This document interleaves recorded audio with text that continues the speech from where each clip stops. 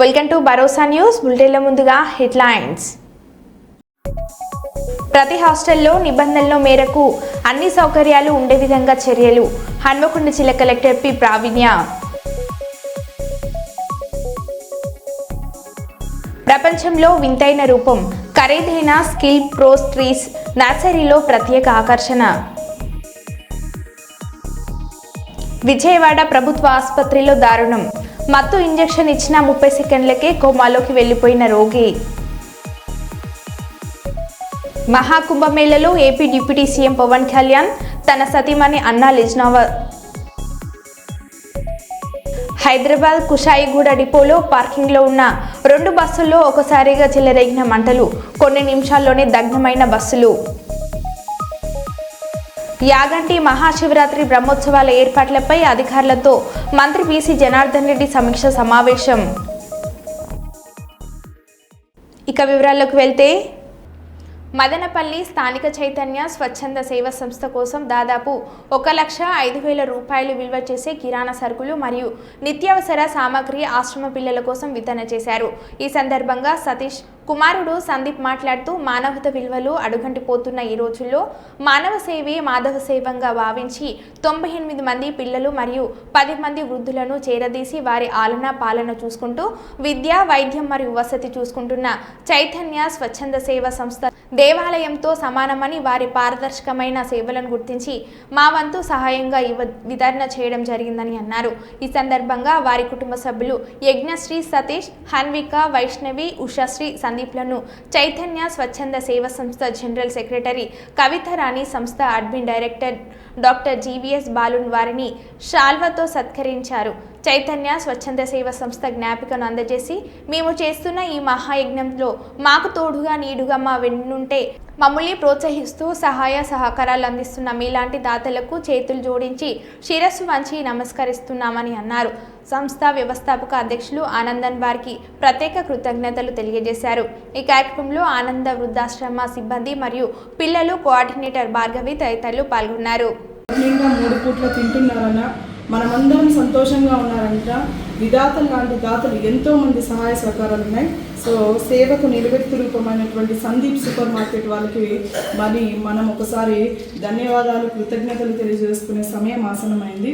So వారికి, వారి కుటుంబ సభ్యుల అందరికీ కూడా భగవంతుని ఆశీర్వాదాలు, ఆయుర ఆరోగ్యాలు, అష్టైశ్వర్యాలు, నిండు నూరేళ్ళు ఉండాలని మనస్ఫూర్తిగా కోరుకుంటున్నాం. ఈ చాలా వరకు పేపర్ అడ్వర్టైజ్మెంట్లకే నిలిచిపోతున్నాయి ఈ యొక్క సేవలు అనేది. కానీ ఒక్కసారి రమ్మన్నా కూడా అన్నగారు రాకుండా ఆయన సరుకులు మాత్రం సమయానికి అందిస్తున్నటువంటి సందీప్ సూపర్ మార్కెట్ వాల్పాడు వాస్తవులకి హృదయపూర్వక నమస్సుమాంజలి తెలియజేస్తూ, మీరంతా ఒకసారి మనస్ఫూర్తిగా థ్యాంక్స్ చెప్తే మనము వారి కృతజ్ఞులై ఉంటాం. Please say thank you.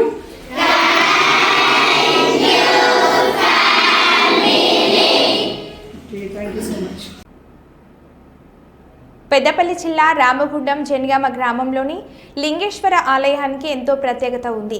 సాధారణంగా అన్ని దేవాలయాలకు తూర్పున వెలిస్తే ఇక్కడ మాత్రం దక్షిణాన వెలిసింది. ఈ ఆలయానికి పురాతన గ్రామమైన జనగామలో 12వ శతాబ్దంలో కాకతీయుల కాలంలో జైనులు నిర్మించారు. ఈ ఆలయాన్ని 16 స్తంభాలతో ఇసుకరాయితో నిర్మించబడింది.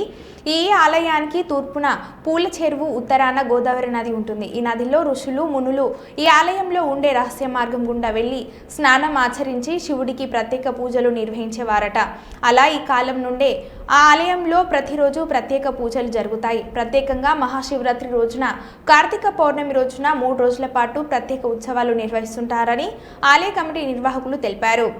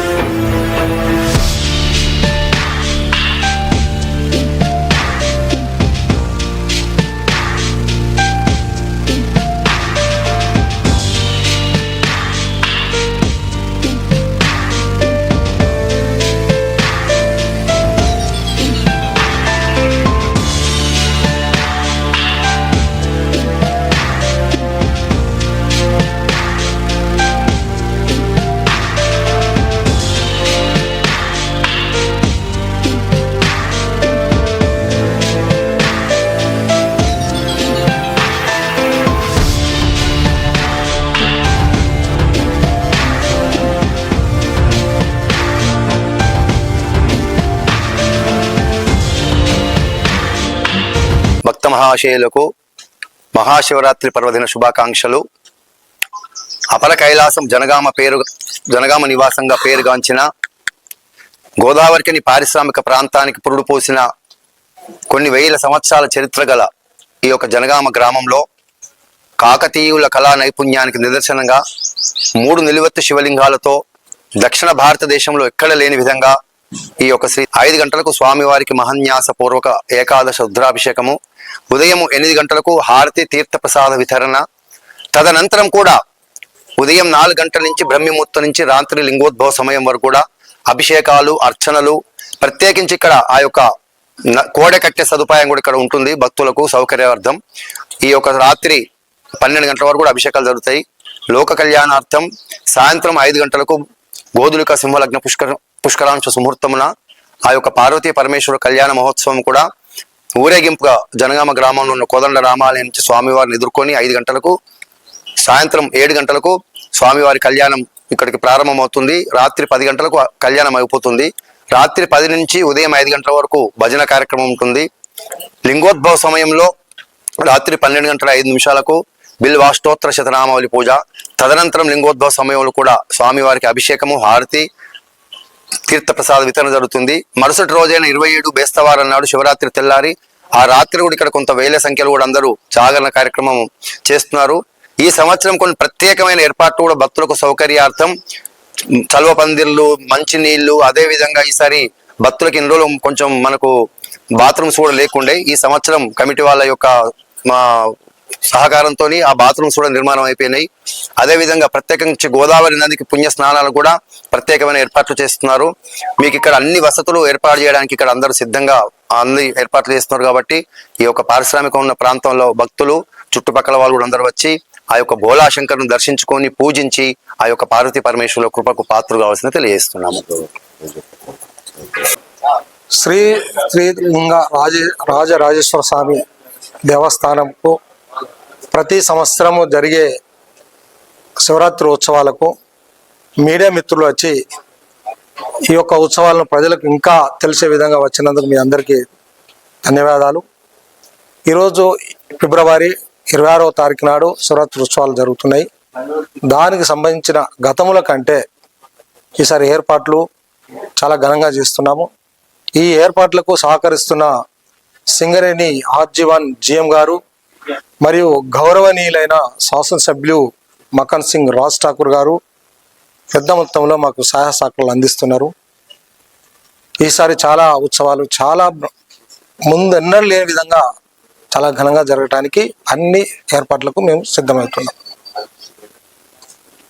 సూపర్ 6 పథకాలను వెంటనే అమలు చేయాలని కర్నూలు సిటీ కాంగ్రెస్ అధ్యక్షులు షేక్ జిలానీ బాషా డిమాండ్ చేశారు. మంగళవారం ఆంధ్రప్రదేశ్ కాంగ్రెస్ కమిటీ అధ్యక్షురాలు వైఎస్ షర్మిలారెడ్డి ఆదేశాల మేరకు కలెక్టరేట్ వద్ద జరిగిన సూపర్ 6 సూపర్ ప్లాన్ దాలి బచావో కార్యక్రమంలో జిలానీ బాషా మాట్లాడుతూ కూటమి ప్రభుత్వం ఇచ్చిన హామీలు అమలు చేయడంలో విఫలమైందని, నిద్రపోతున్న ఈ ప్రభుత్వాన్ని నిద్రలేపాలని దాలి బచావో కార్యక్రమం చేపట్టిందని, కూటమి ప్రభుత్వం అధికారంలోకి వచ్చి 9 నెలలు అయినా ఇంతవరకు ఏ ఒక్క పథకాన్ని అమలు చేయకుండా కాలయాపన చేస్తూ అమలు కాని హామీలు ఇచ్చి అందలం ఎక్కిందని విమర్శించారు. 9 నెలలు అవుతున్నా ఉచిత బస్సు హామీ ఏమైందని, సంవత్సరానికి 3 సిలిండర్లు ఎక్కడ ఉన్నాయని ప్రశ్నించారు. ప్రతి విద్యార్థికి 15,000, ఇంట్లో ఎంతమందికి ఉంటే అన్ని వేల రూపాయలు ఇస్తామన్నారు, ఎక్కడని ప్రశ్నించారు.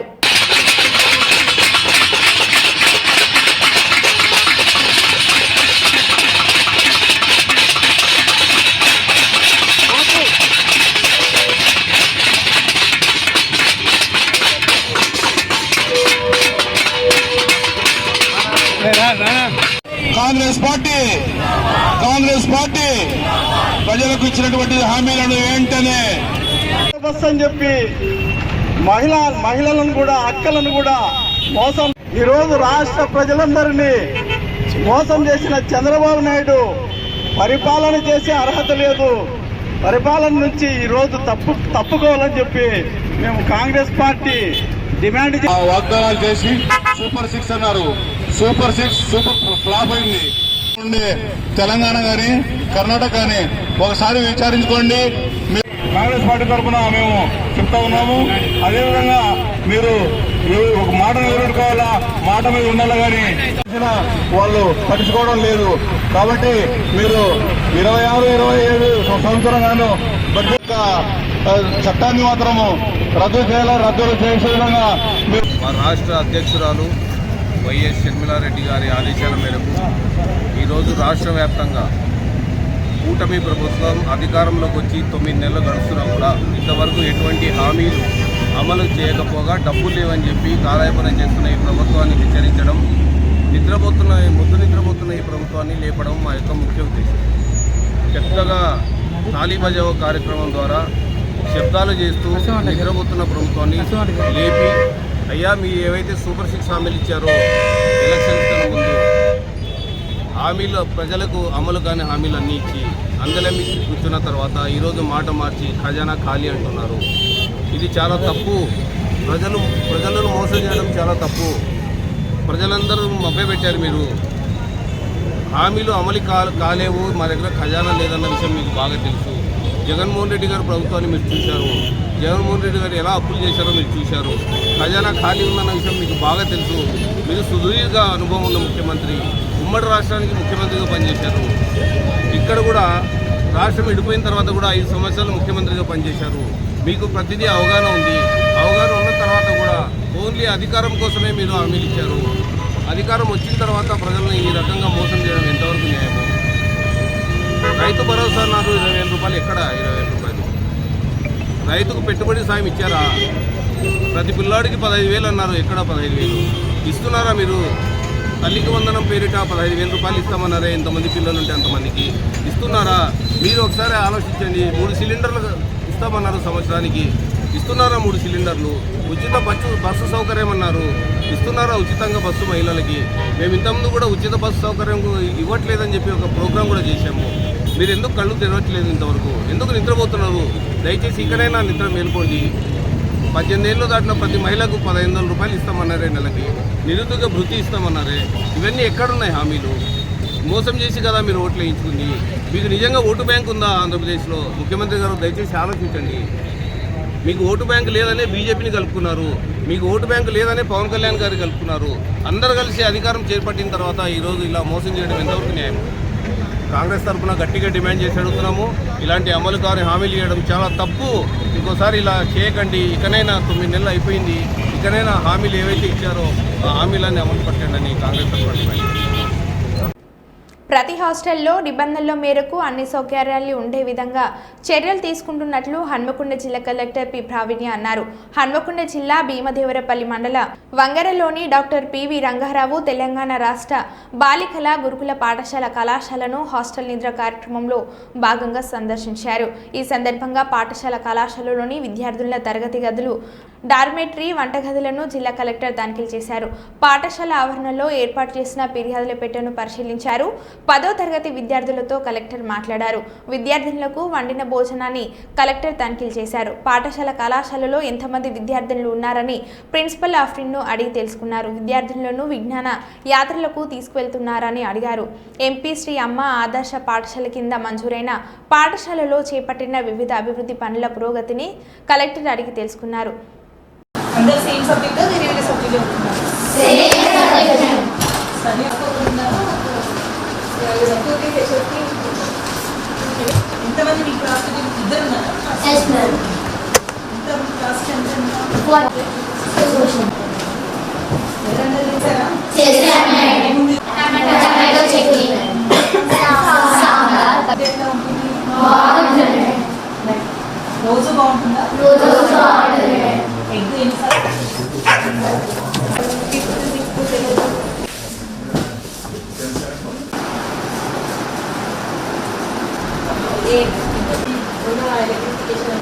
తర్వాత స్టార్ట్ అవుతుంది. అయితే మనం సిలబస్ కవర్ చేసుకున్నారా?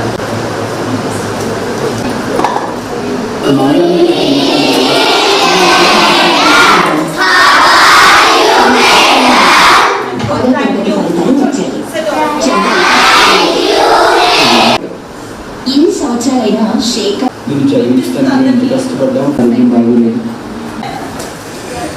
ఫస్ట్ ఇయర్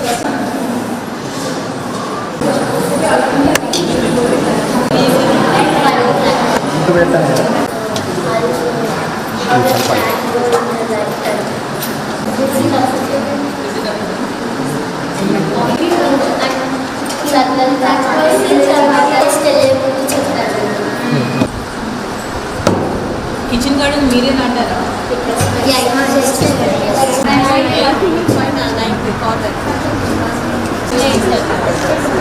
ఎగ్జామ్స్ రెడీనా మరి నెక్స్ట్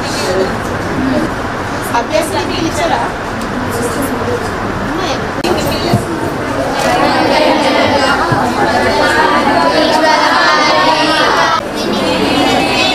ఏమేమి ఇన్స్ట్రుమెంట్స్ ఉన్నాయి మీ దగ్గర?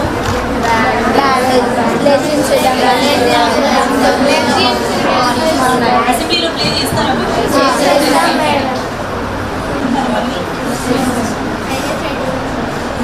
ఎవరున్నారు ఆ కమిటీలో?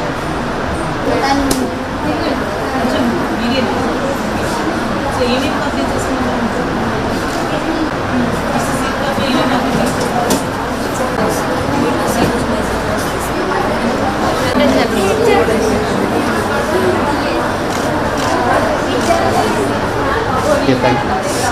పడుకోండి మండలంలో వంగర గ్రామంలో మనకి స్కూల్ ఎడ్యుకేషన్ సొసైటీ నుంచి ఉన్న రెసిడెన్షియల్ స్కూల్కి విజిట్ చేయడం జరిగింది. అలానే ఈరోజు ఇక్కడ నైట్ హాల్ట్ కోసం రావడం జరిగింది.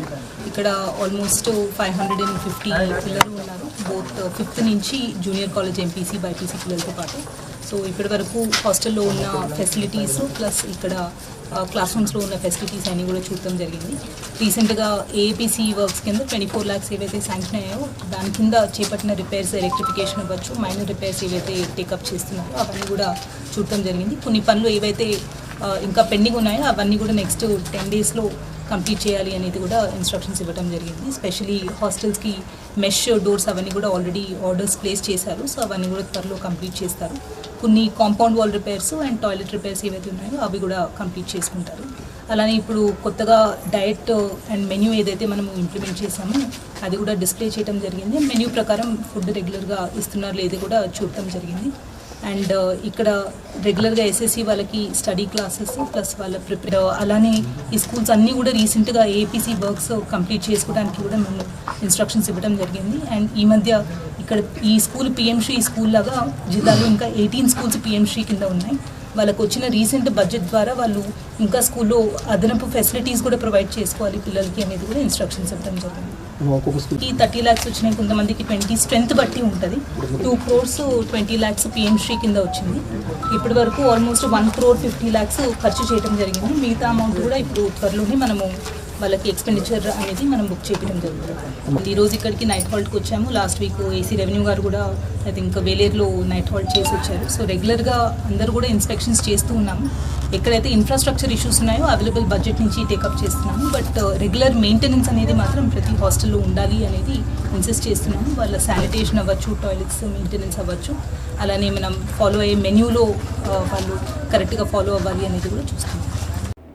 AP deputy CM Pawan Kalyan తన సతీమణి అన్నా లేజ్నవాతో కలిసి ప్రయాగ్ మహాకుంభమేళలో పవిత్ర స్నానం చేశారు. అంతకుముందు ఆయన త్రివేణి సంగమం వద్దకు బోట్లో చేరుకొని గంగామాతకు హారతులిచ్చి ప్రత్యేక పూజలు చేశారు. మహాకుంభమేళలో పాల్గొనడం అందరికీ గొప్ప అవకాశమని పవన్ చెప్పారు. ఇంతటి గొప్ప కార్యక్రమం నిర్వహిస్తున్న యోగి ఆదిత్యనాథ్ ప్రభుత్వానికి ధన్యవాదాలు తెలిపారు.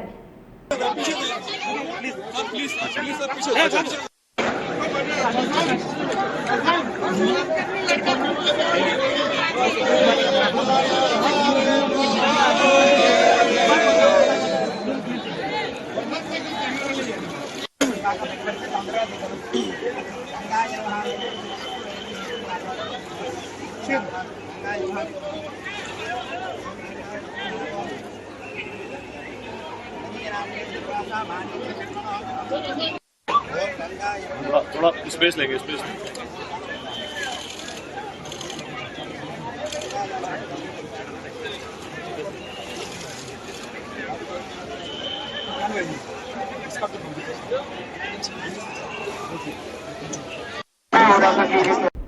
రాష్ట్రంలో దిగజారిపోయిన లా అండ్ ఆర్డర్కు వల్లభనేని వంశీ అరెస్టు అద్దం పడుతుంది. వంశీపై ఎలాంటి తప్పు చేయలేదని టీడీపీ ఆఫీసులో పనిచేసే సత్యవర్ధనే చెప్పారు. వంశీపై తప్పుడు కేసులు పెట్టారు. పట్టాభి రెచ్చగొట్టడం వల్లే గన్నవరం టీడీపీ ఆఫీస్పై దాడి జరిగింది. పట్టాభిని సీఎం చంద్రబాబు పంపించి గన్నవరంలో గొడవ సృష్టించారు. పట్టాభి ఆయన అనుచరులు కలిసి ఓ ఎస్సీ నేతపై దాడి చేశారు. మంగళగిరికి సత్యవర్ధన్ను పిలిపించుకొని మరో ఫిర్యాదు చేశారు. టీడీపీ ప్రభుత్వం రాగానే వల్లభనేని వంశీని టార్గెట్ చేయడం మొదలుపెట్టారు. కేసు మళ్లీ రీఓపెన్ చేశారు. సత్యవర్ధన్ అనే వ్యక్తి నుంచి మరోసారి స్టేట్మెంట్ తీసుకున్నారు. ఆ స్టేట్మెంట్లో కూడా వంశీ తప్పు లేదని చెప్పారు. గన్నవరం టీడీపీ ఆఫీస్ను తగలబెట్టే ప్రయత్నం చేశారని, వంశీపై సీఎం చంద్రబాబు మరో తప్పుడు కేసు పెట్టారు. టీడీపీ కార్యాలయం ఎస్సీ ఎస్టీలకు సంబంధించిందని మరో కేసు ఫైల్ చేశారు. టీడీపీ కార్యాలయం తగలబడింది లేదు, ఆ కార్యాలయం ఎస్సీ ఎస్టీలకు సంబంధించిందని కాదు. పిడుగురాళ్లలో 33 కార్పొరేటర్లు వైసీపీని గెలిపించింది. ఆయన వైస్ చైర్మన్ అని టీడీపీ ప్రకటించుకుంది. పిడుగురాళ్లలో టీడీపీ ప్రజాస్వామ్యాన్ని తూనీలో కూడా 30కి 30 వైసీపీనే గెలిచిందని మాజీ ముఖ్యమంత్రి వైఎస్ జగన్మోహన్ రెడ్డి అన్నారు. పెట్టిన ఫాల్స్ కేసు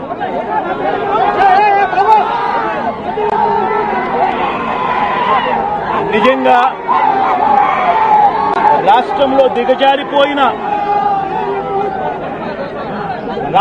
దిగజారిపోయిన లా అండ్ ఆర్డర్ను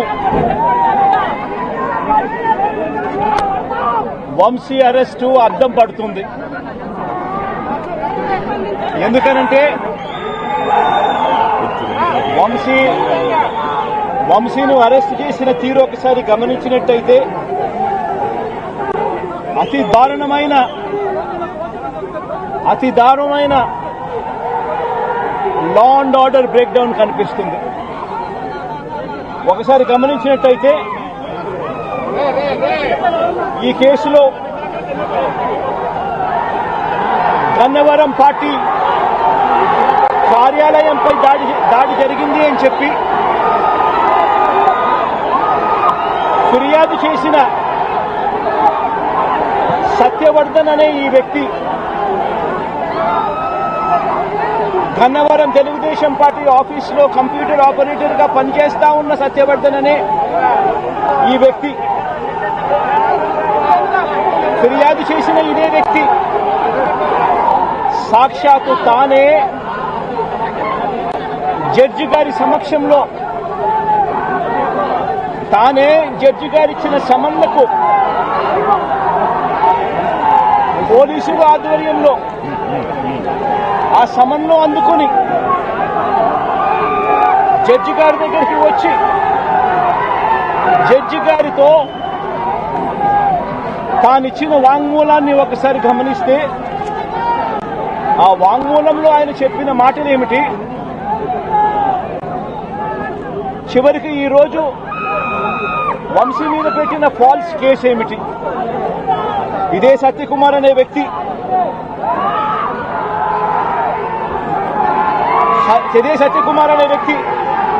జడ్జి గారు జడ్జి గారి సమక్షంలో సత్యవర్ధన్ అనే వ్యక్తి వంశీ ఎలాంటి తప్పు చేయలేదు అని చెప్పినప్పటికీ కూడా వంశీ మీద తప్పుడు కేసులు ఈరోజు బనాయించడం జరిగింది. ఒకసారి ఈ కేసుకు సంబంధించి ఘటనలు ఒకసారి గమనించాల్సిన అవసరం ఉంది. ఫిబ్రవరి 19వ తారీఖున 2023 మంగళగిరిలో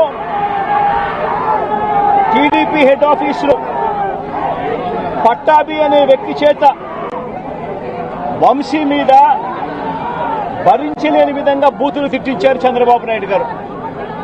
మంగళగిరి తెలుగుదేశం పార్టీ హెడ్ ఆఫీసులో ఫిబ్రవరి 19, 2023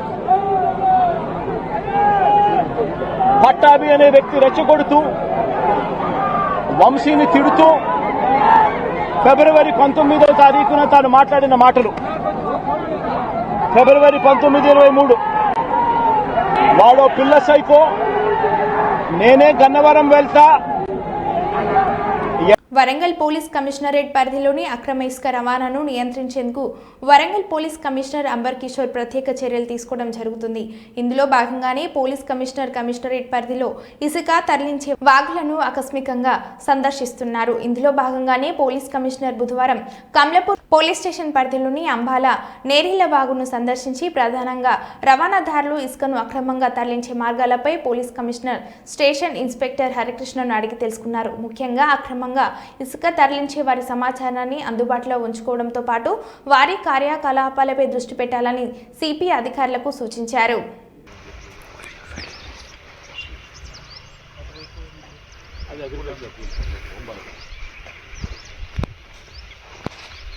మరో బులెటిన్లో మళ్ళీ కలుద్దాం. Stay tune.